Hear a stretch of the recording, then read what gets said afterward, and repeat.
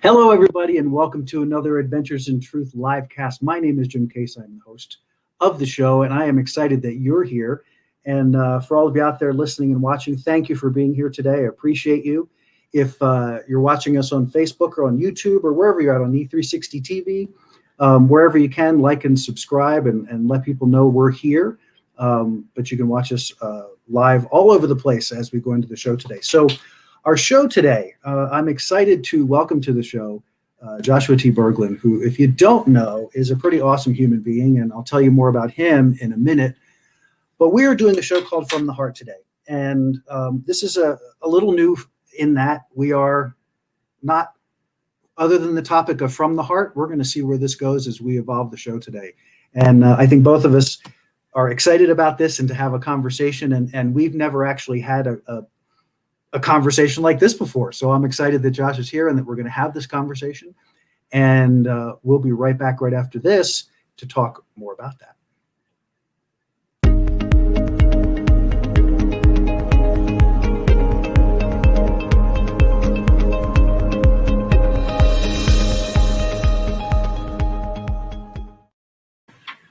All right, let's get started. We're going to start with the book. First things first. For everybody who has not experienced it, www.fearisAchoicebook.com. Fear is a Choice is a powerful, powerful book that I encourage you to get.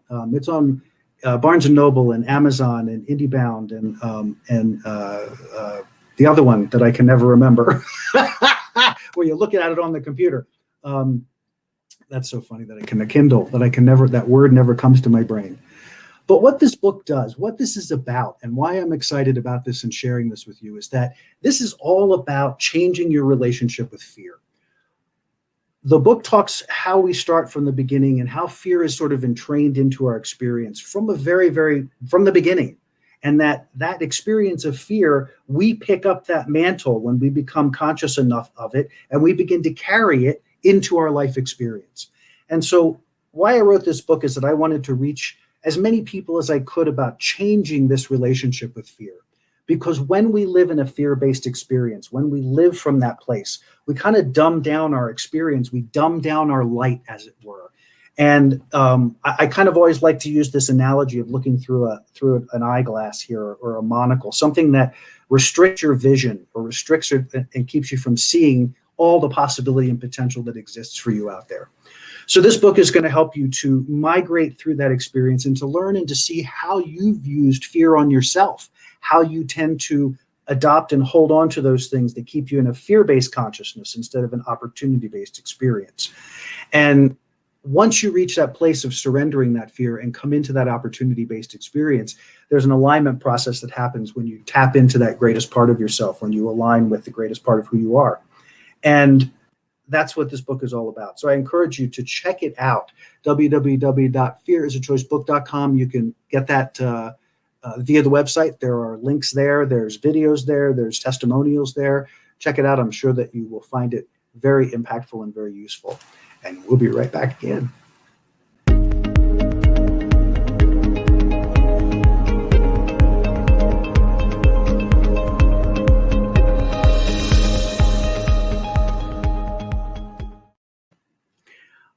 My world is good. How's your world, guys?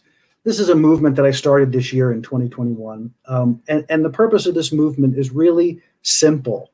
It's to help us each to focus into the goodness that exists in our world, in our lives particularly. I kind of have the viewpoint of we are 7.5 billion, 8 billion unique worlds inhabiting this one planet. And each of us has the responsibility of living our own lives because no one can live our life for us. No one can make our choices for us. No one can do the things that we need to do to execute our life. And so this for me was a way of saying, I want to create something here. I want to build a momentum. I want to build a movement that doesn't require anything other than your focus and attention and energy. It doesn't matter who you are. It doesn't matter what your politics are. It doesn't matter what your religion or spirituality is. It doesn't matter what your sex is. This is a neutral, positive statement that you can incorporate into your world, that as you do, you begin to generate this goodness. You begin to generate this experience of goodness in your world. And because what we perceive is reflected back to us, the thoughts, the feelings, the ideas that we carry, when we begin to really dive into this concept, this experience of my world is good, you begin to change again. It's a release from a limited perspective. So my world is good is simple. You just, when you wake up in the morning 10 times, my world is good. My world is good. My world is good. My world is good. And it seems simple, and it is simple, because the simplicity of it is what helps to myelinate that new belief system into your brain. It begins to impact the whole being. So my world is good. You get it 10 times in the morning, 10 times later in the day, and use it throughout the day if you're feeling off, if you're feeling your energy dropping and you're not sure why. Dial into my world is good and spin the energy up. It may not change the whole world in one breath, but it will alter your energy so that whatever you're dealing with, you come at from a new perspective, because you're seeing from goodness instead of from some other perspective. So that's the basis of this year of conscious creation. This is the idea of us, let's get together in conscious mind and conscious thought and create change that helps us all move forward in a positive direction toward love. That's ultimately what it's about. So we're going to be right back and coming back here with Joshua. So bear with us. We'll be right back.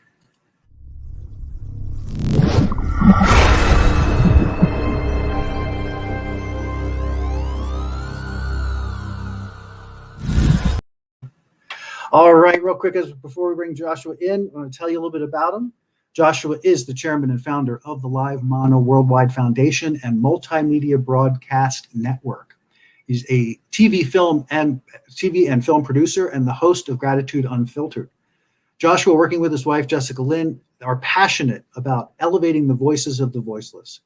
They're driven to elevate the passion, purpose, and mission of those that they're blessed to serve alongside, while using those gifts they were blessed with to be a blessing to others. So if y'all would, with me all at the same time, let's say hi to Joshua T Berglan. Hi, Joshua. Hello, my friend. Good to see you again. Yeah. I've been watching your show for a little bit, man. You do a great job. I love what you do. I love what you're creating. So it's a big honor for me to be on here today with you. Thank you. Oh, I appreciate that so much, and I love the work. I love the work you're doing, and it's interesting to me. You know, we're coming at this show today from the heart, and I feel compelled because there's so many things that as I've watched you, and in particular the new work you're doing with the devil inside. Inside me, yeah. Is so interesting because there's so many things in parallel. And when I say in parallel, the things that you've dealt with, I think other than I haven't had to deal with addiction to drugs. That's the one thing I have not had to deal with. But all of the rest of it is sort of the panorama of my life.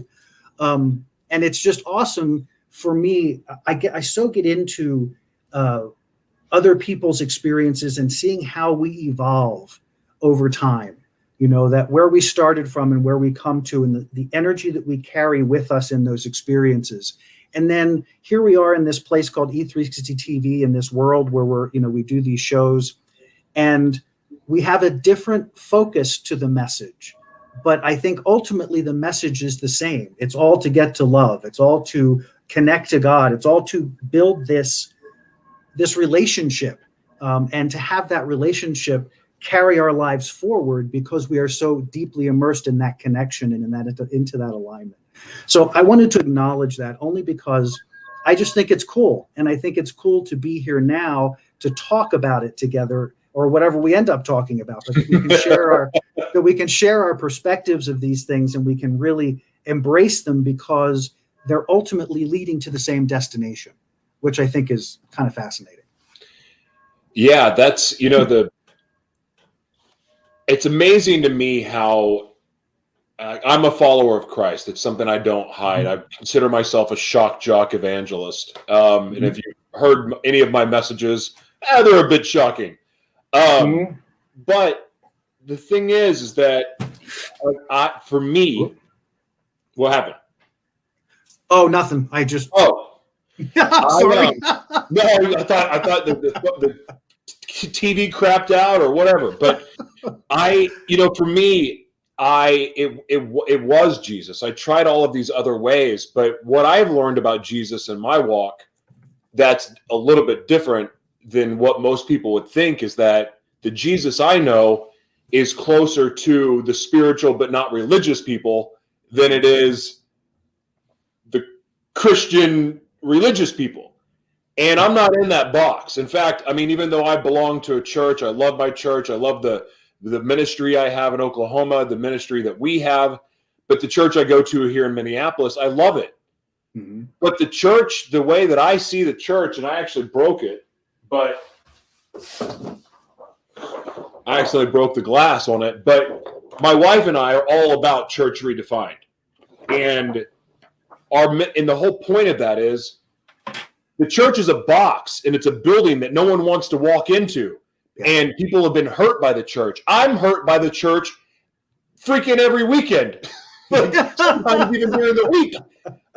I get hurt. I'm like, dadgummit, I want to serve in the church. I want to do all of these things that God, like, I'm good at what I do. Mm-hmm. And I'm like, I'm trying to go to these churches and do all this. I'm trying to serve in the church, and they don't really want my help. And it really freaks me out because I'm going, but the secular world wants me. The secular world is hiring me and giving me all of these opportunities. And I remember this, I was going to this church. I'm not going to say the name, but I was like begging to get to serve, begging to do all of these things that I could see clear as day that could be done for them and that I know how to do and have all that they need to be able to do it. They would not give me the time or day. And I remember hearing from God going, don't get attached. Don't get attached. And you know what? It's made so much more sense now. And as much as I get hurt by the church, my job is not to go in and talk to the converted. My job is to go into the streets and go find the people that were kept. You said I was a drug addict. Actually, honestly, I was addicted to anything that helped me forget about how effing awful, how much I hated myself and hated my life. I was a chemsex addict, if anything, because here's the thing. I've been clean for a long time now, but to this day, I still can't have sex without wanting to do drugs, and I can't do drugs without wanting to have sex. They got to quit doing drugs, but you know what I'm saying? Sure, They went hand in hand, and then would go the not eating for 4 days, and then it would be eating donuts and cheeseburgers and all that stuff. I always joke that cocaine made me fat, but it really did, because I wouldn't eat for 5 days straight, 4 days straight. But when I did, I was eating cheeseburgers and donuts, and I got up to over 300 pounds. So, wow. Anyway, so to your point, or to what you were saying, for me, it was Jesus. I tried Buddha. I tried all of these different things. But man, my 6th time in jail, and I'm screaming to God about why he won't change me and why he won't fix me. Well, when he answered me, it became a really big wake-up call. Yeah, I hear that. That's when I had my moment with God. But anyway, so to your point, it's very, very similar how the focus and what we're trying to teach people and what we want to do for the world really does mirror each other. It's just a different path. Yep. I had, when I was in college, I went, actually, more to the story, but when I was there, I went to the school. I went to a private Catholic college, and I was within an inch of becoming a priest. I lived in the seminary for 6 months, actually for the first year I was there. And my crash point at the end of that experience was me getting obliterated, driving over every traffic sign on campus, and then going back to my room, taking a half a bottle of aspirin and drinking a beer.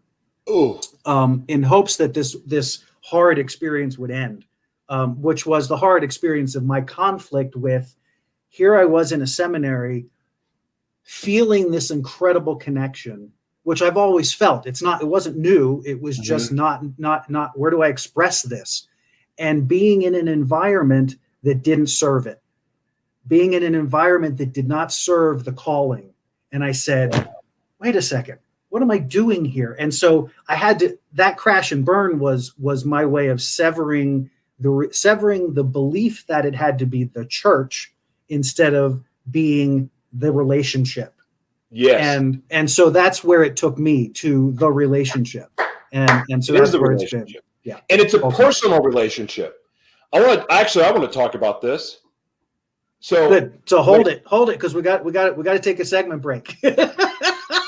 Dadgum segments. At least we don't have too many commercials. All right. No, not too many commercials, but we'll be back after this.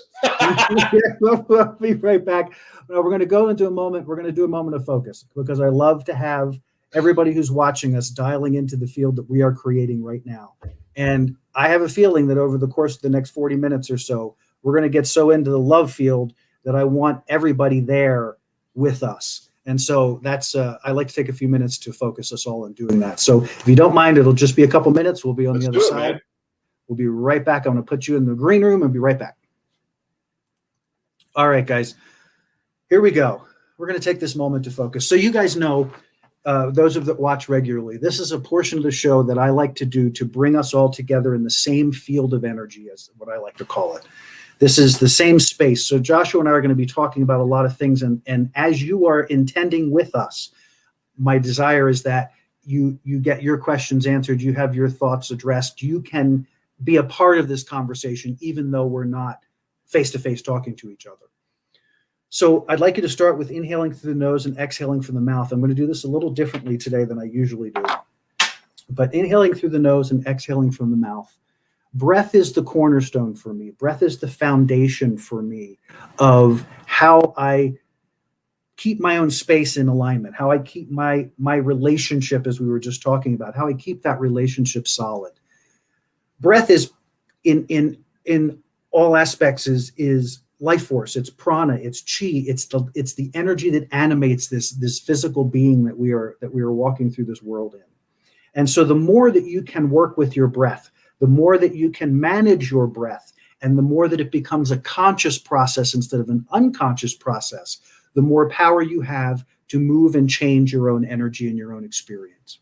So breathing in through the nose and out through the mouth. I want you to settle into your space, taking the deep breaths in through the nose and out through the mouth.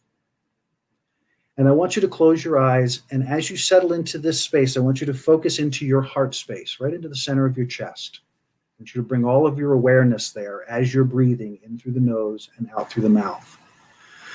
I want you to feel that space, that heart space, that space that emanates the love that is you. And I want you, as your eyes closed, I want you to become aware of your field. And your field to me is the energy that is all of you. So it's not just this physical body that you're dealing with. It's everything that you experience within the realm of outside of your physical experience, because all of it is impactful and all of it is important. Because as you move through the world, as you think, as you feel, as you notice, as you attend to things, all of that puts a focus to your energy. And then your energy goes out into the world through that focus. And then it's reflected back to you in your perception.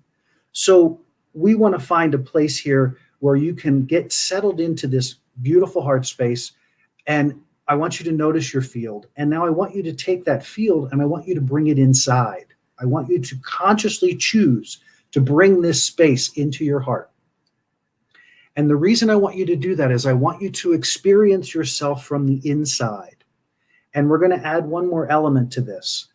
And that is, Joshua was talking about Christ, and I have a very strong passion for being able to align to energies. And there is a Christ consciousness. That is the energy of Christ, the energy of Jesus. I want you to be in alignment with that energy, just to feel it. Feel the energy. Call on that energy in your space, in your heart right now while you are sitting in this energetic field. I want you to call that energy because I want you to see and feel and experience the unconditionalness of that energy, the lack of judgment of that energy, the extraordinary peace of that energy. I want you to feel the enormous love that just exists for you, for me, for all of us, that's there all the time. The only reason we don't experience it is because we restrict the flow between that consciousness and our experience. So I want you to breathe into that connection as you allow that consciousness to kind of descend and fill your heart space. Feel the warmth, feel the tingle, feel the upliftment of the presence of that energy in your space, regardless of where you are right now, this moment. Feel that. Feel that extraordinary, unlimited potential and power and love and joy and acceptance. Just be in that experience inside your own body. Feel a level of acceptance inside your being that maybe you've never felt before. Allow it. Be with it as you're inhaling through the nose and exhaling from the mouth. Let that cycle of breath. As you inhale, you're taking in all this new energy, all this new life. And as you exhale, you're surrendering. In every moment of your life, every time you inhale, you take in new energy.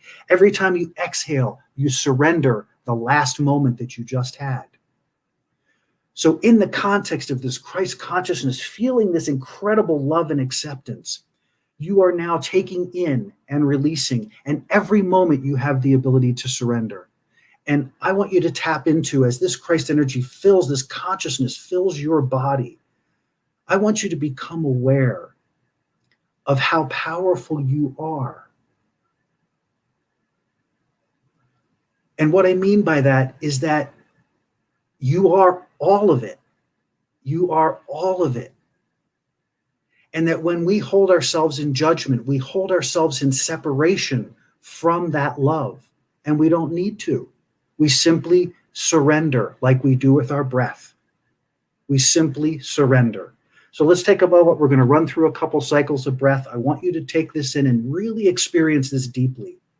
So we're going to begin with that inhale, inhaling through the nose, 2, 3. We're going to inhale to 4. We're going to hold that, and then we're going to release to 6, because we're going to release more than we put in, so that we release all of that old dead energy, all that old stuff, just all that old stale breath, just leaving our body, creating a space for new and more. So as you purge out to 6, and then you're going to rest in that emptiness, preparing to receive the energy that you're asking for. So we inhale to a count of 4, 2, 3, 4, resting at the top, feeling that fullness, feeling that amazing richness, and then consciously choosing to surrender it as we purge out of the mouth. 2, 3, 4, 5, 6. Excellent. And now rest in the emptiness. Have a relationship with the void. Prepare to receive as you inhale, taking in that new energy, breathing in 2, 3, 4. As your heart is opening, you're allowing that Christ consciousness to fill you, and you're resting in that and feeling that amazing experience, and then choosing to surrender it in this moment, letting it all go. Because it's going to be another moment of bliss, another moment of power, another moment of joy every single time when you allow it. So we continue that breath process, inhaling 2, 3, 4, feeling full again, and then choosing it, surrendering it, 2, 3, 4, 5, 6, and resting in that emptiness, in that void, relaxing into that space, ready to receive as you engage the breath again. Carry that cycle on by yourself while you take in these words. I want you to feel these words and just let them wash over you. I am the evolution of God realized as matter. I inform and guide that expression as the pure expression of God. I show up as God. I connect as God. I align as God. I am creation realized. And from that, I create, expand, and engage. I am. And take that last full, deep, rich, beautiful breath, feeling that amazing energy of love and acceptance that you have now brought into your experience. Now from here, you integrate that experience. That means you take it in and you allow it to inform who and what you are and how you share yourself in the world. And as you do, I want you to be conscious now as you release your energy, release that field that you've been holding into the heart, release it back out, and just notice the magnificence of all that you are, of all that you are. It's extraordinary, it's powerful, and it's amazing. And all of us should tap into that at least once a day. We're going to bring Joshua back in as we carry on this conversation. Thank you all for participating. And here we go. Back to the conversation. All right, Josh. Let it rip, buddy. I don't know. I'm all relaxed now. I got nothing to say.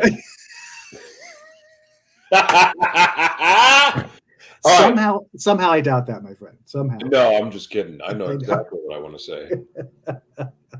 You know, hold on. What is that? Oh man, never mind. My TV, my background video just went.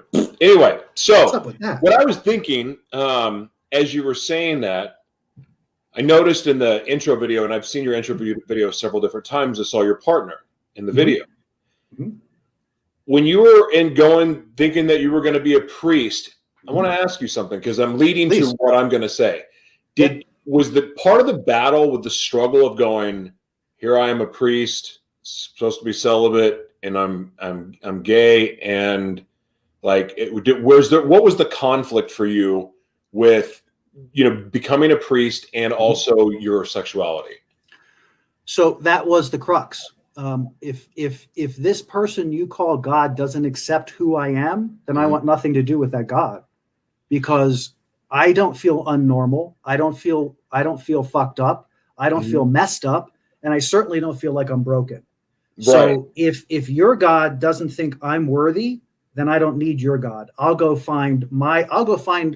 have this dialogue going on all the time. I have this relationship. So I don't need that relationship. I want to bring this relationship to the game. So, and I don't know if you know this, but I came out when I was 12, 13 years old, officially. Actually, I came out officially in high school.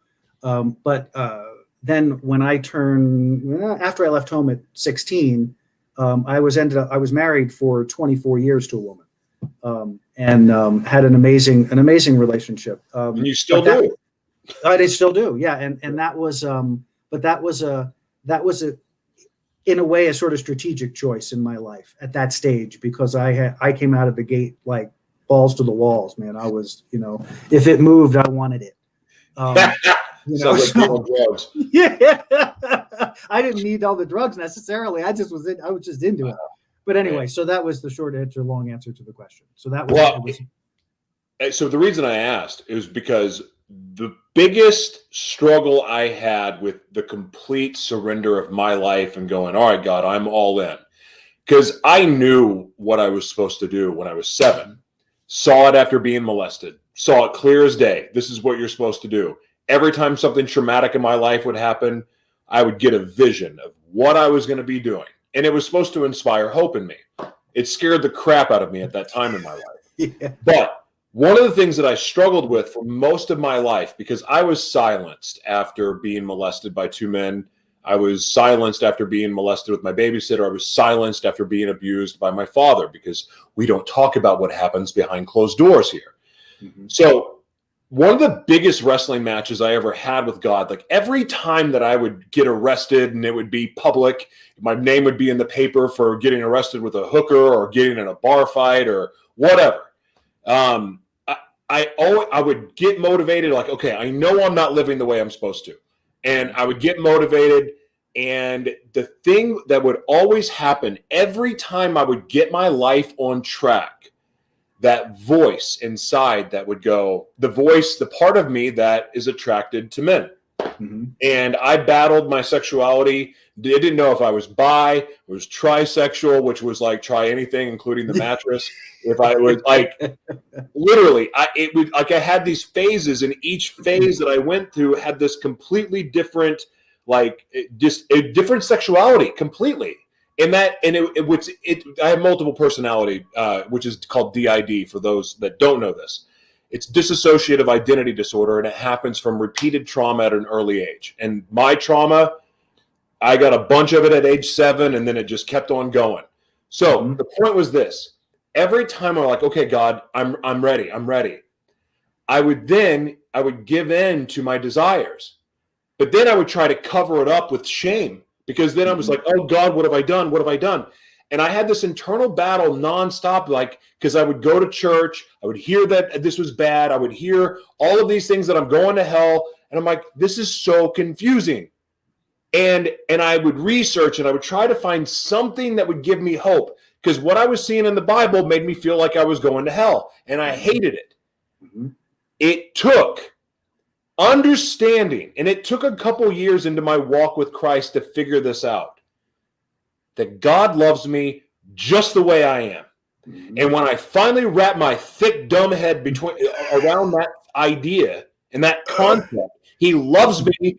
Even when I'm strung out on meth, he loves me, damn it. Yeah. And you know what? After I accepted that, all of a sudden, I started making more loving choices for myself.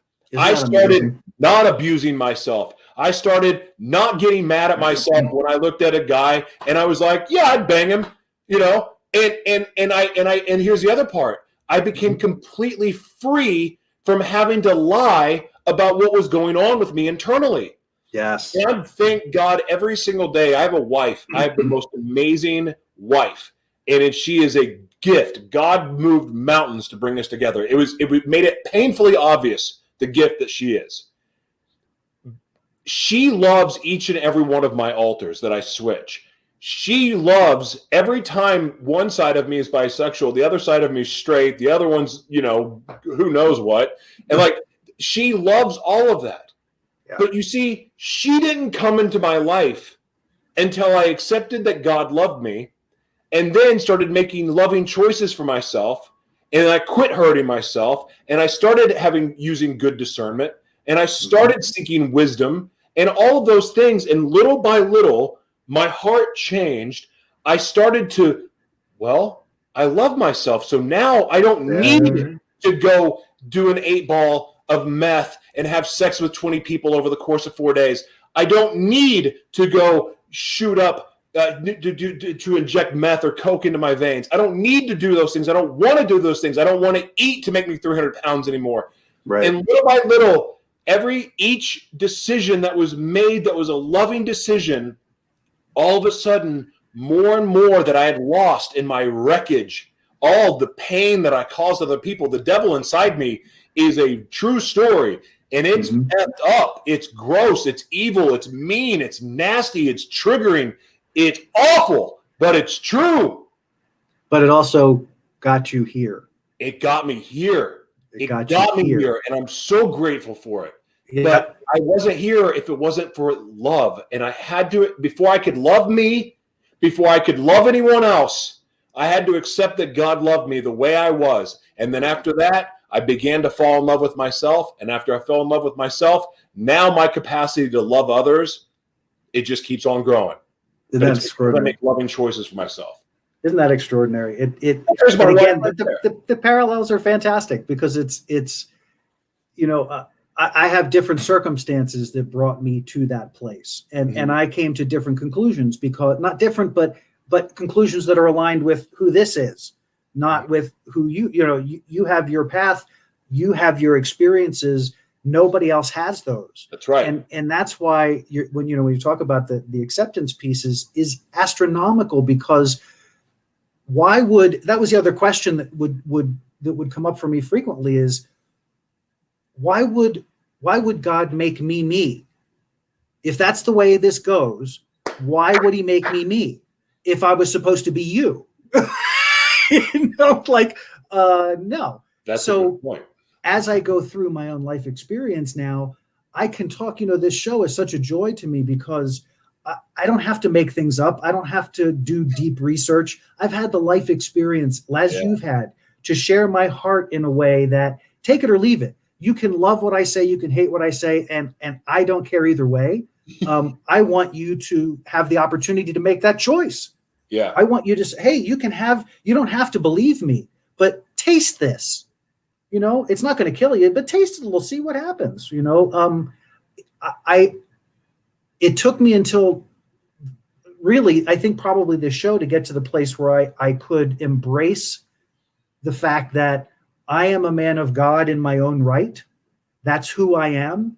That's my relationship. That's where I choose to be, but it's also what I choose to share in the best way I know how.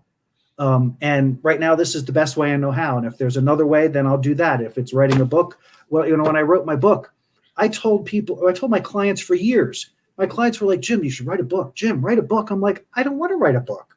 I have nothing to say in a book. I don't even know what I'd write a book about. But if I'm inspired to write a book, I will write a book because that's where I live. When I'm inspired, that means that me and God are having the same wavelength.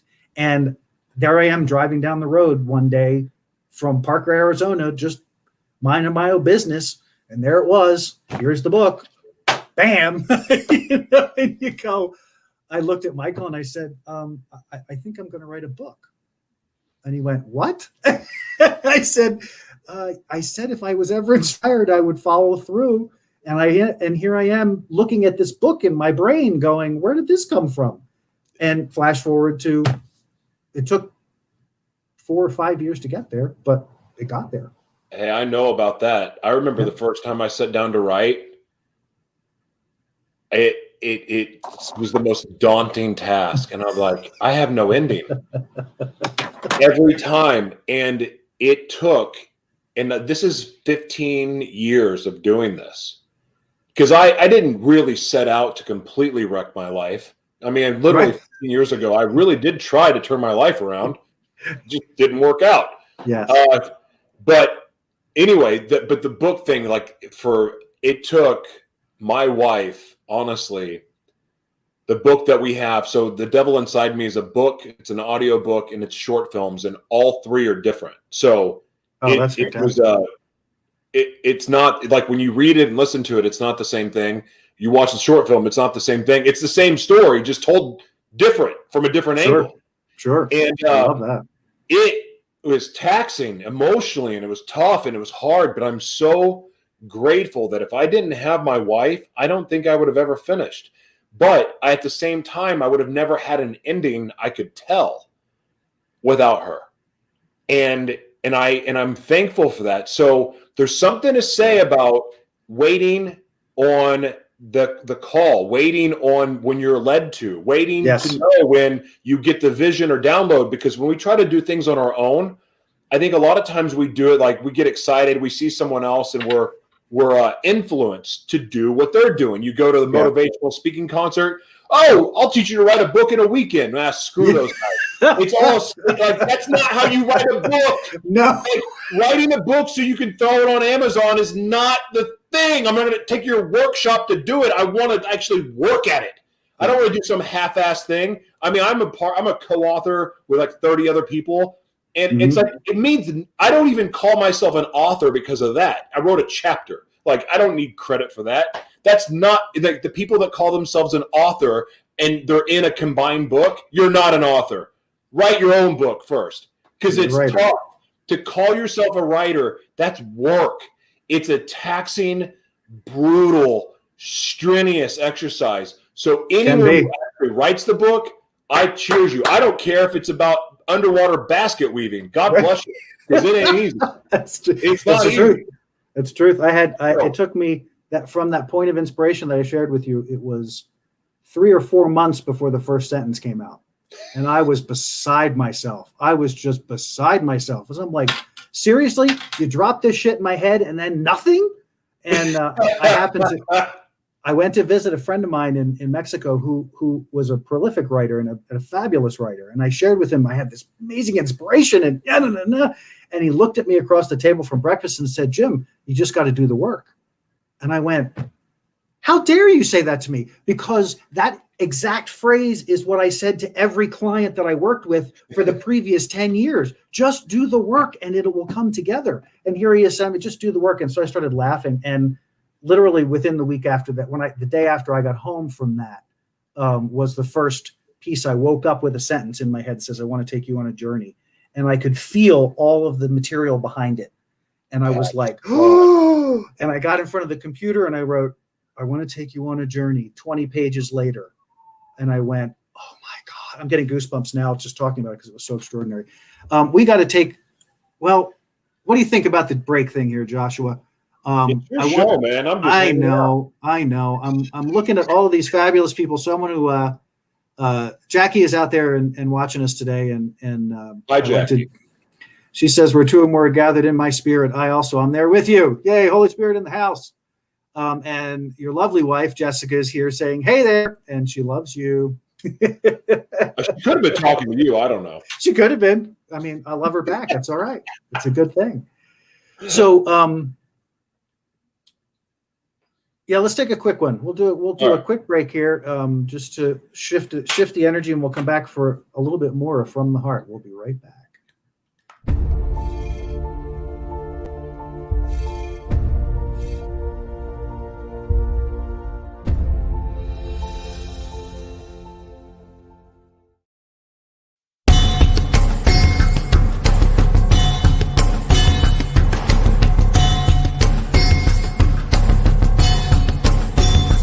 Science of Transformation method, and I can't tell you the difference that it's made in my life.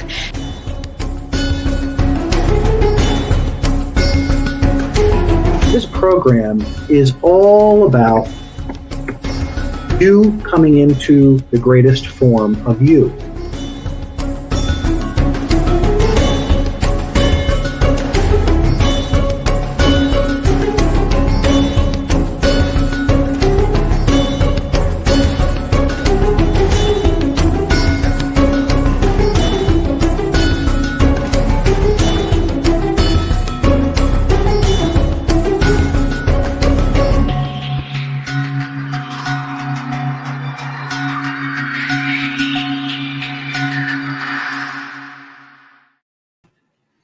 All right, guys, www.thesciencetransformation.com. If you would like to learn more about how you can work with me, I would love to work with you. All the things that we talk about on the show are all the foundation of that. But ultimately, it's about shifting that experience, that consciousness of fear, and connecting and reconnecting in a way that's aligned in love and building that relationship with God, your higher self, Jesus, whatever you want to call that largest part of your experience, so that you can show up in the world in the most meaningful way possible, bringing all of you to the game. So www.thesciencetransformation.com. Check it out. And we're going to bring Joshua back in. Josh, hello. Is going to take a couple minutes here to talk about what you do and all the good things that you have going on in the world, or whatever you'd like to talk about for a couple of minutes to our audience, to let them know more about who Joshua T Berglan is and what he's got going on in the world. Ooh. Well, listen, we are very fortunate, my wife and I, to be in a situation with our foundation. We have a nonprofit media organization in our own called Mediums.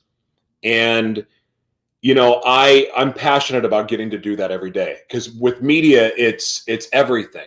And there's really no one that you can't work with. So that's awesome. But really, ultimately, I want to jump to something that is really more about what you talk about, and that's fear. You opened the show talking about fear, and also your show with Adventures in Truth. Fear and truth. Well, fear is obviously, it's full of crap and is a liar, but here's what I know about fear. The things that we are, well, no, I don't want to go that way. Help me here. It's funny. The things that I feared the most was truth. Being afraid that, God, I mean, I remember being silenced. I brought this up when I was younger. You know, if you say anything, bad things are going to happen to you.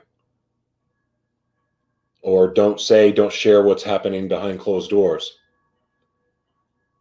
But I remember even as I got older and all the opportunities that I had time to tell the truth,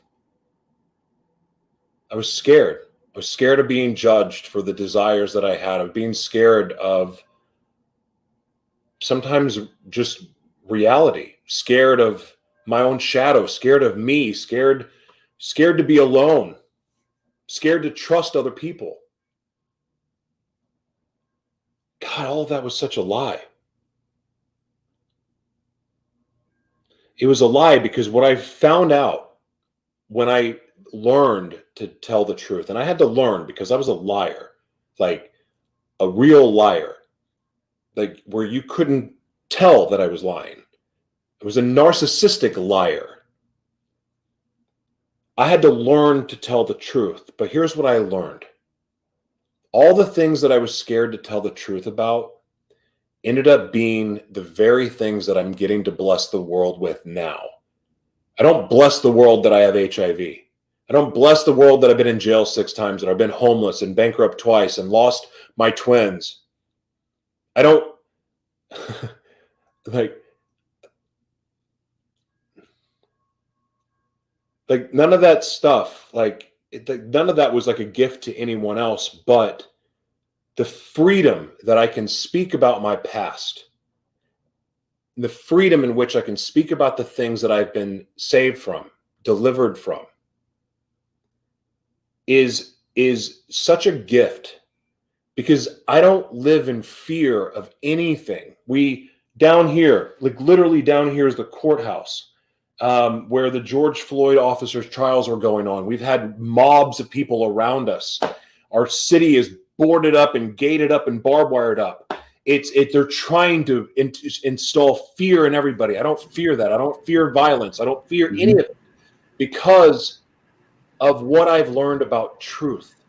When people say the truth will set you free, the layers and the depth of that statement go on for an eternity.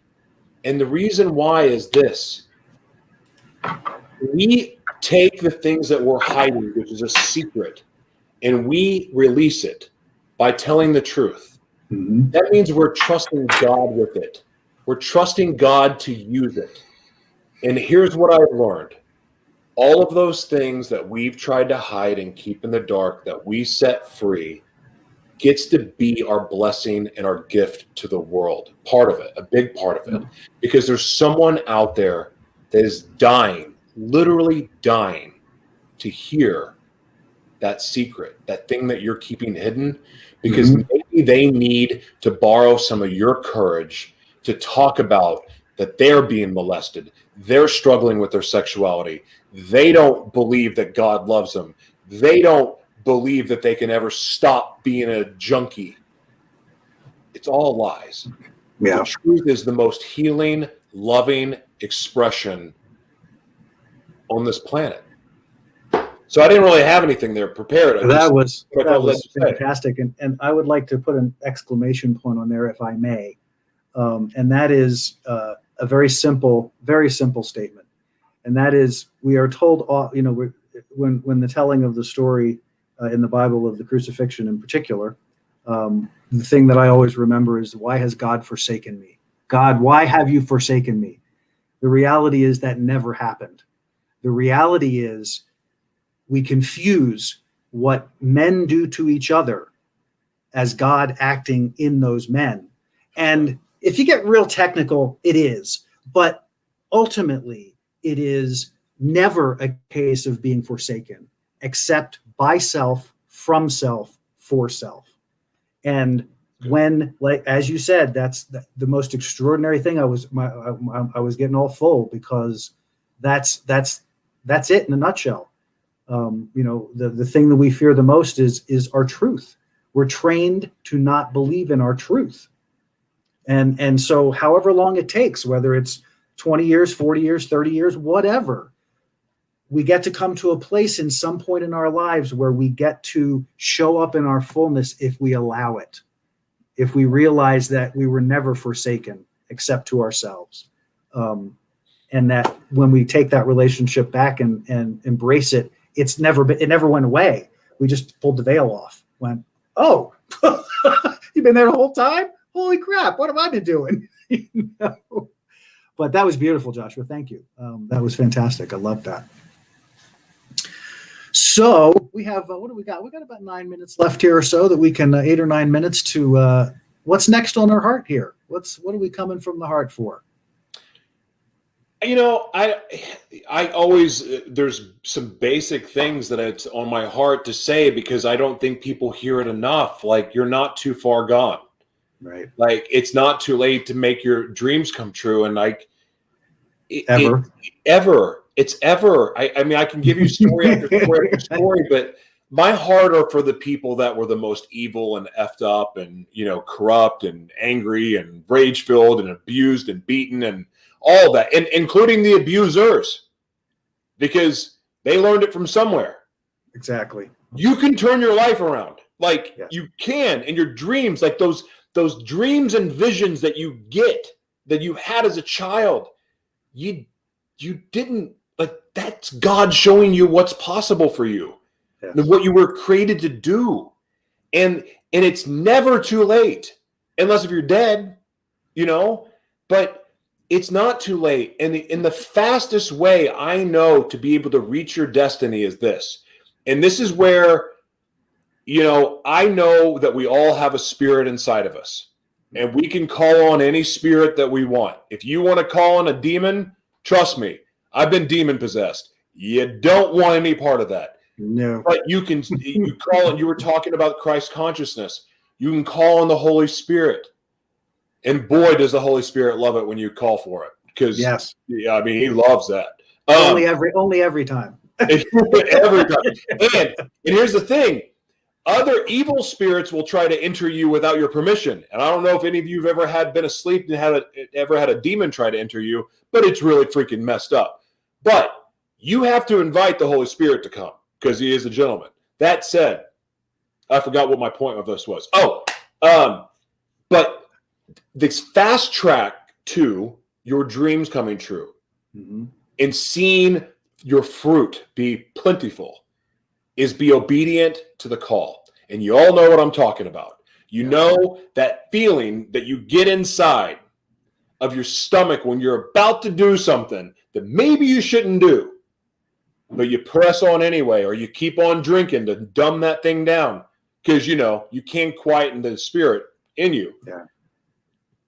Be obedient to the call. The more that you can listen, and listen, if you don't know if it's of God, you don't know that it's the spirit inside of you going, hey, maybe you shouldn't do that. Or even better, when it tells you to go take that leap of faith. And then you're like, no, I'm scared. Ah! The more obedient you are to that call, and trust me, when it's of God, God will confirm. And all you have to do is go, okay, are you sure? Confirm? Will you confirm this with me? Yeah. Give money to a homeless person. It could be whatever. I'm telling you, if it's of God, he's going to get confirmation. If you pay attention to that and you're obedient to that, it will unlock everything for you. It is like this secret. It's like one of the secrets to life that people don't talk about enough. People look at as obedience as a rule book. Trust me. I break more rules with Jesus than I ever did when I was dealing with the devil. I promise you. And I was a criminal. I break way more rules. I love it too, because it's like, it feels so, it kind of gives me the satisfaction of like being a rule breaker back when I was a bad boy, but it's like I'm doing it now for God. So it makes it like way more cool and safe. But all the good things in my life right now are from living a life of obedience and being obedient to the call. Why I have the wife I have? Because I was obedient and I disappeared for a year and just spent time alone, and I learned to love myself. Another thing too, if you're in a relationship and you're getting beaten down and you're cheating and you're doing all those things because you're codependent and you're a drunk or you're a druggie, I'm not saying it to judge you because I was one, but don't bring your baggage into the next relationship because that person ain't fixing you. Right. Do the work to heal yourself before you bring anyone else into your mess, because if you don't, all you're going to do is beat them down too. And I beat down a shitload of people. Forgive my French, Mom. No. But the devil inside me, you can pick it up. It's about to be a book. You can go to livemonoworldwide.org and you can see it. You can listen to it. You can watch it. I hurt a lot of people because I hated myself and I hated everybody else.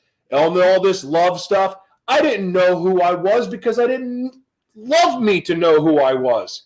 Yeah. And I look back and I don't live with regrets, but I got a long laundry list of people that I pray and hope will forgive me one day.